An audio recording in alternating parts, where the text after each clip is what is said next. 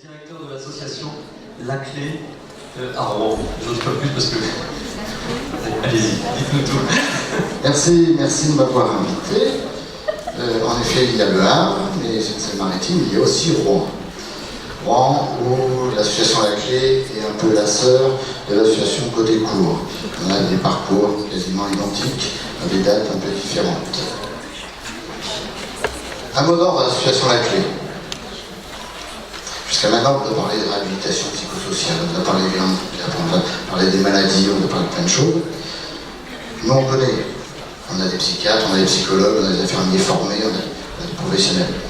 Mais le mot d'ordre que je tiens, c'est croire aux capacités des personnes dont nous nous occupons. Croire aux habilités. L'ensemble du dispositif est un peu créé dans cette idée-là. Accéder, se maintenir, vivre et s'investir dans un habitat pour des personnes en souffrance psychique est un processus qui nécessite une énorme énergie psychique. La stabilité de l'état psychique est aléatoire. Il n'y a pas un processus évolutif type. Les conséquences de la maladie peuvent prendre des formes très diverses d'une personne à l'autre, et chez la même personne, d'une période à une autre. Elles peuvent entraîner chez certains une limitation des gestes, des activités quotidiennes, créant ainsi des incapacités ou la nécessité d'accompagner la personne dans sa globalité. Habiter ou accéder à son logement nécessite une sollicitation d'investissement, des relations quotidiennes de l'investissement du quartier, entre autres. Il peut être constaté des problèmes d'incurie, on a vu ce matin, d'isolement, de vécu persécutif à l'égard du voisinage, majoré du fait d'un accompagnement insuffisant. Cet état de fait renforce la stigmatisation et la réactivation des troubles. Ça, c'est un état de fait. Je crois que tout le monde est au courant, tout le monde le sait. Pour répondre à cette problématique, l'association La Clé a développé différents services. Toujours dans l'idée, tentons les choses, essayons. Tout d'abord, nous avons créé en 1984, pour moi, je n'étais pas à La Clé à ce moment-là, il y a eu un service logement qui s'est créé, un peu comme celui de Côté Court. L'association est locataire en titre des logements, le bénéficiaire, appelé sous-locataire, signe un bail de sous-location, avec par la suite la possibilité de devenir locataire par le biais d'un bail glissant, suivant la volonté des bailleurs. Je dis qu'il faut croire, il faut s'adapter. On parle du logement adapté. Au fil des ans, l'offre de logement s'est diversifiée. Nous avons des appartements individuels, des appartements collectifs, renforcés en soins ou non par les services du centre hospitalier du Rouvray. Nous sommes conventionnés avec eux, les équipes interviennent dans les collectifs de l'association La Clé. Quand je dis collectif, c'est comme à Côté Court, des dispositifs, des appartements avec 2, 3 ou 4 personnes dedans, et donc un suivi d'une équipe spécialisée du Rouvray. Nous avons même des logements en intra-hospitalier, dans l'hôpital du Rouvray. Des logements qui étaient libres, qui ont été dégagés pour nous. De plus, avec l'aide de l'ARS, il y a la résidence Le Relais, une résidence de 10 chambres collectives, pas collectives, les chambres, ce que je dis, de 10 chambres dans un lieu collectif, avec des parties communes, la cuisine, le salon, etc. Cette structure, c'est pas une structure, cette résidence Le Relais a pour objectif d'évaluer les capacités de la personne pour accéder dans un autre habitat. Habitat individuel, habitat renforcé. Ces adultes suivis en psychiatrie, hospitalisés ou non, bénéficient une fois entrés dans les lieux d'un accompagnement soignant, garanti et organisé par un médecin psychiatre référent. Nous ne revenons pas sur la parole du médecin qui préconise tel type de logement.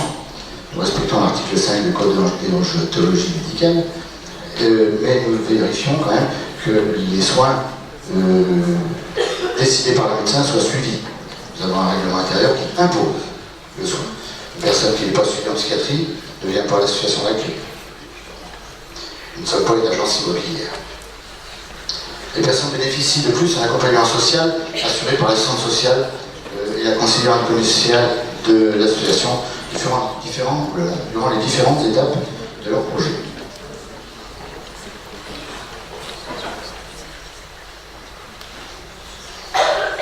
Un autre point fort. Le point fort du service logement, j'insiste régulièrement, je ne suis pas sûr qu'il y ait 3 professionnels qui en font partie en soient conscients. Ce sont les polymathématiciens. Tout à l'heure, on a parlé des problèmes que rencontrent nos bénéficiaires dans les logements. Nous avons la chance d'avoir un pôle technique de 3 polymathématiciens qui nous assure toute la maintenance. Quand je dis la maintenance, pour une personne à la psy, une ampoule grillée, un évier bouché, c'est une problématique. Ça peut le faire décompenser. D'où le nombre d'appels téléphoniques et le nombre d'interventions que l'on a sur une année. De plus, souvent, tout à l'heure vous avez parlé d'incurie, vous avez vu des logements dégradés, il arrive régulièrement, tous les 2, 3, 4 ans, que nous soyons obligés de refaire les logements. Quand je dis refaire, c'est peinture, sol, plomberie, etc. Pour ça, les personnes payent une prestation mutualisée, ça permet comme ça d'assurer la réfection des logements. Je peux dire qu'à ce jour, quasiment tous les logements de la situation d'accueil sont vivables, en bon état, agréables à vivre. D'autres structures, vous avez entendu parler des SAMSA. Le SAMSA, service d'accompagnement médico-social pour adultes handicapés. Nous avons 55 places. Par contre, moi je tiens à ce qu'on ne dépasse pas 62 personnes suivies. Pour l'ARS, 55 places, c'est un plancher. Non, c'est pas un plancher. 55 places, on est payé pour faire un travail pour 55 personnes. Donc on dépasse un petit peu, parce qu'il faut bien accepter les recommandations, mais on ne va pas monter à 70, 80, 90. Il faut qu'on fasse le travail intelligemment. Le SAMSA a pour vocation, dans le cadre d'un accompagnement médico-social adapté, comportant de suivi de soins, de contribuer à la réalisation du projet de vie des personnes handicapées en favorisant le maintien ou la restauration des liens familiaux, sociaux, universitaires ou professionnels et l'accès à l'ensemble des services offerts par la collectivité. Ce service en milieu ordinaire vise la plus grande autonomie des personnes. Il propose donc une aide pour toute ou partie des actes de la vie essentielle quotidienne, ainsi qu'un suivi médical et paramédical en milieu ouvert. Le SAMSA, en permettant le maintien à domicile, constitue une réelle alternative à l'orientation vers la mission en institution. Chez nous, l'accompagnement se déroule sur 2 ans. Un premier contrat, avec une première phase, une phase de 3 mois, qui nous permet de faire connaissance. Je demande toujours aux personnes admises de faire confiance à leur intervenant. La confiance est importante. On donne des problèmes, on s'exprime.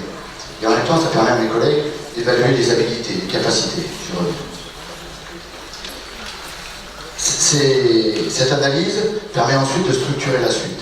La personne, au bout de 3 mois, fait son projet individuel. C'est pas le nôtre, c'est le sien. Et ensuite, au fur et à mesure, les étapes avancent. Au bout d'un an, il y a un autre bilan. Vous avez vu tout à l'heure, les autres SAMSA font la même chose. Il y a un bilan qui permet d'évaluer si on continue ou pas. On a pu évaluer les habilités, et maintenant on évalue ce qui est nécessaire pour mettre en place pour que la personne vive de façon autonome. Bien entendu, on va dire 2 ans, c'est pas long. C'est long et c'est pas long. Mais pour nous, c'est important que la personne, que l'on ne devienne pas indispensable à la personne. Il y a nombre de SAVS, entre autres, qui sont embolisés parce que les personnes sont restées 5 ans, 10 ans, voire plus. D'où l'importance, au bout de 2 ans, de trouver une solution, que tout soit structuré. Bon, bien entendu, on n'est pas stupide. Nous avons des personnes qui ont passé 3, 4 ans au SAMSA, parce que les projets changent, la vie change, ça n'est pas linéaire. De plus, il y a quelque temps, un peu comme à l'association Codeco, nous avons créé un service à domicile spécialisé. C'est quoi un service à domicile spécialisé? Notre objectif, ce n'était pas de faire concurrence aux autres services à domicile. Les autres services s'occupent bien des personnes âgées, des personnes d'Alzheimer, des personnes imposantes, etc. Mais il y avait la problématique de la maladie psy. L'association a clé, de par son expertise en matière d'accompagnement et d'insertion, et à l'insertion pour le logement, et à son expérience, je démontre le machin, et à son expérience dans l'action médico-sociale, a proposé une création d'un service dédié, spécialisé dans l'aide à domicile,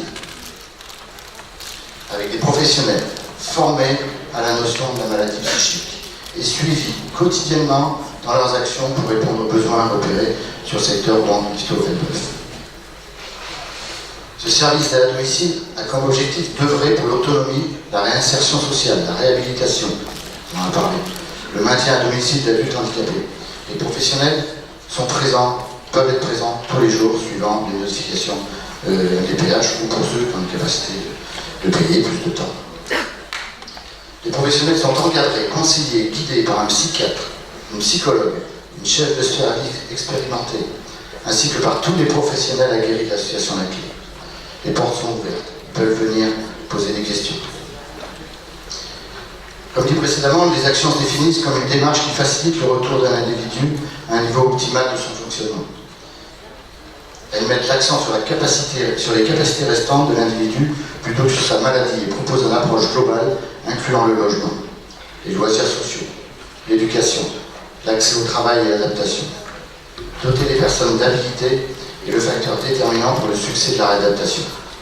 Apprendre à réapprendre les capacités élémentaires pour agir dans un environnement social, vivre de façon indépendante, sont les objectifs de l'association. Ils passent souvent par un accompagnement spécialisé.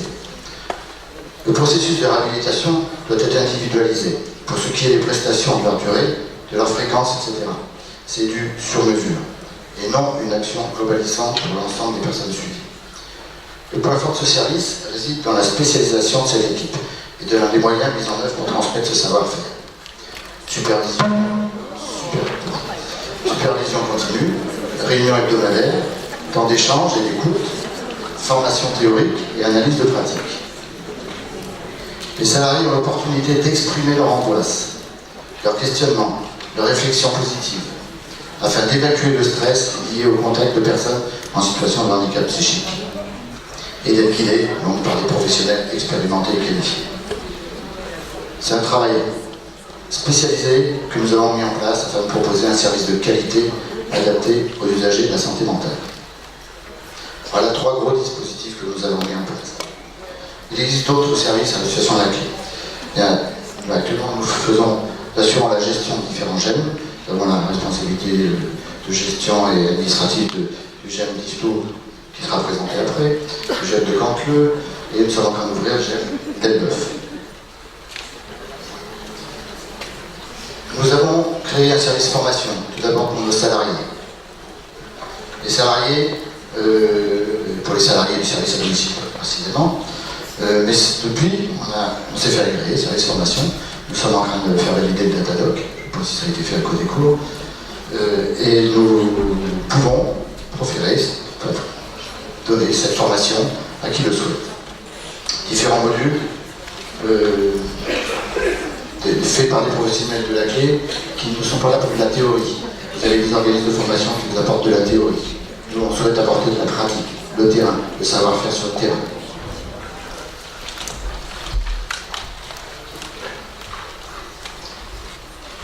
Le projet associatif de l'association La Clé s'inscrit dès son élaboration dans une démarche partenariale. C'est comme ça qu'on a travaillé avec M. Boitel avant, on a travaillé avec plein de gens, ce qui est tout à fait positif. Tout cela au service du bénéficiaire. Voilà, depuis 35 ans, l'association La Clé existe, travaille en lien avec l'association Sœurs Côté, à qui je laisse